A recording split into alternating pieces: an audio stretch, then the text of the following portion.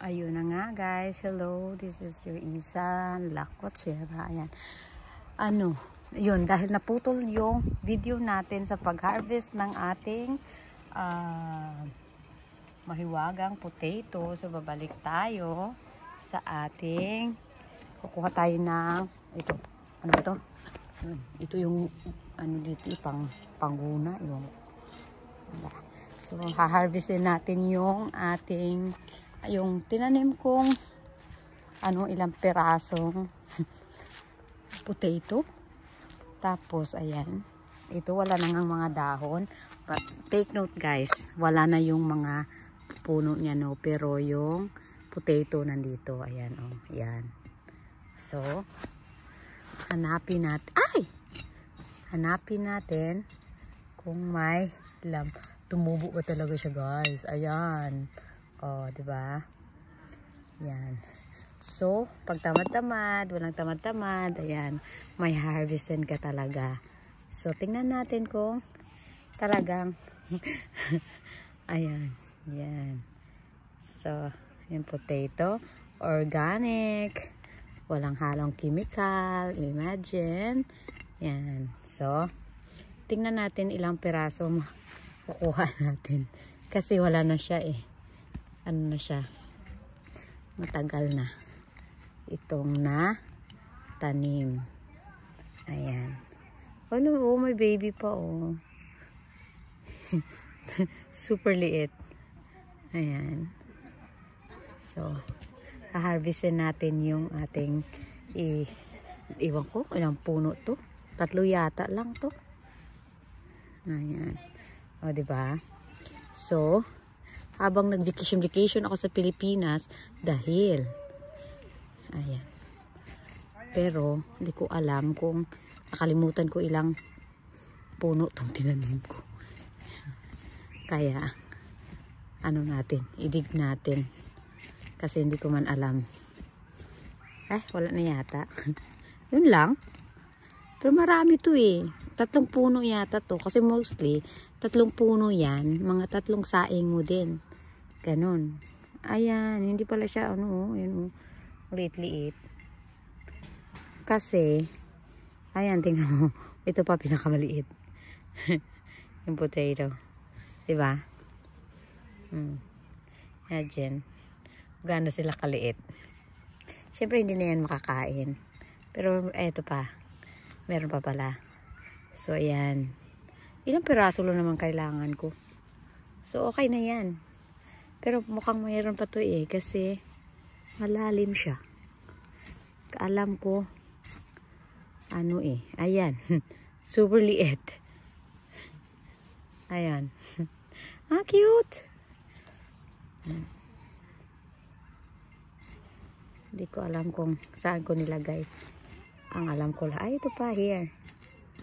Ayan. Kasi alam ko parang ilang puno to eh. Ayan. Diba? So, yan. Pag masipag ka lang talaga, tanim mo lang dyan, may anihin ka na. Organic. Ayan. So, basta magdumi-dumi na yung kamay. Basta, may makakain. Ayan. So, yan na yung potato natin. Tingnan natin. Meron pa. Ayan. So, ayan siya. Pag masipag ka lang talaga, may anihin ka talaga. Huwag kang tamad-tamad. Huwag arte-arte. Ayan. Tapos, yung mga maliit, hayaan mo lang dyan siya. Kasi kung hindi naman siya masira talaga, tutubo yan siya. Pwede mo siyang tanggalin, yung mga maliliit, ganito. Pwede ito, masarap to. Pag maliliit talaga siya, tapos ilagay mo siya sa plastic, tapos tutubo na siya. Ilagay mo lang siya doon. Lalagay ko siya dyan sa loob dyan. And then for the next year, spring, ready na siyang tutubo. Magdadaho na siya eh. Ay ba? Oo nga, parang may dahon na siya. So ready mo na siyang itanim. Ayun, meron parang kalat-kalat sila kahit saan lang. Diba? So, ayan. Ayan. So, pag siya, may kakainin ka na, syempre. So, So, yung matira dyan maliit, ano na yan, pwede mong ipang tanim. Next, o kaya bumibili na lang ako yung organic dyan sa supermarket. Yan, ano siya, ilalagay ko lang siya dyan sa madilim na sayang, yung mga maliit kasi hindi na to aabot eh. So, mga ganito. So, ilagay mo siya sa plastic in the dark area. Tapos, pagka na, sa spring, may mga, na to, may mga, roots. Ganyan. May mga roots na siya. Pwede mo siyang itanim. And then, after 3 months, may harvest ka na. Ganyan. Hindi mo na kailangan bumili. O, tingnan mo. So, isang na yan. O, meron pa. So, ganito lang siya. Liit-liit lang ng pots ko ha. Pero, siya. Marami na ako nakuha. At saka ito nadurog siya. Kasi matagal na nga. Yan o. Yan. Yung iba na siya. Na super old na. Kaya, hindi na siya pwedeng ay! My goodness. Sorry naman. Yan. Ganyan lang. And then ready for the next na to. Next summer. Spring pala. Nataniman. Yan. Konti lang kasi tinanim ko this time. Mostly kasi tinataniman ko puno to. So mga 5 or 6 na saingan. Gagawa ka ng mga 6. Ganyan. So ito isang saingan lang to eh. Kasi parang 3 puno lang yata to. Wala kasi akong time. Sabi ko kasi alis din naman kasi ako. Ayan. So, ganyan na yung soil. And then, ready na for the next ano lang to eh. Imbes na itatapon na yung box. Alam mo yun. Bumili ako ng lupa. Ayan. Tapos nilagay ko dyan. Tapos ganyan. Madaling linisin. At saka hindi siya masyadong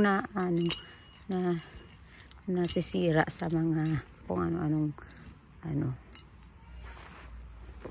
ayan. So, yan yung ating harvest for this year. Yan. Ito parang nabilad to. Meron pa pala. Sorry. Ayun pa. So, baka ayan. So, ilan? 2, 4. Dami. Okay na. Isa sa ingan. 4 lang naman kami. Ayan. Yun. Kaya natin yung super liit. Makakain ba to? Hindi, diba? So, ayan mo lang. Ang cute lang kasi. Ayan. So, yan na yung harvest for this year. Sa aking munting garden.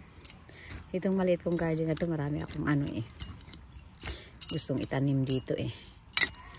Kaya, ayan.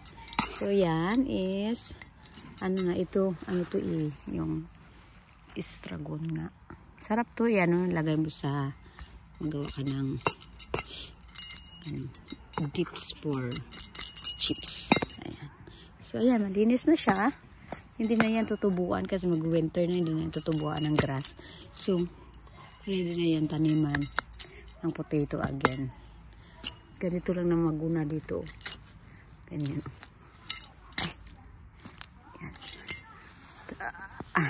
Ayan.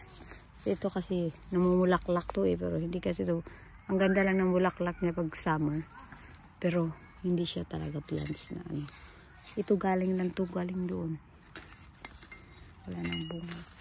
So yan guys, thanks for watching. Yan po yung potato natin na na-harvest, isang sako, charot.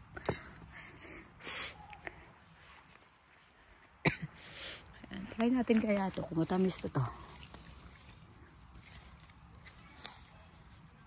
Huwag na. Bukas na. Busog ako eh. Maglinis na lang ako dyan at saka yung doon. Ayan yung munting ko. garden. Ito ginawa lang to eh. Ayan. So pag hindi ka lazy, ganyan, kailangan doon yung garden. Balcony. So yan. Yung garden. Ayan. Yung sampayan dito. Ito, gusto kong bumili ng ganito, dalhin sa Balia. Ayan. Thanks for watching, guys. See you sa aking cooking session ng aking potato. Ayan. Thank you. Bye.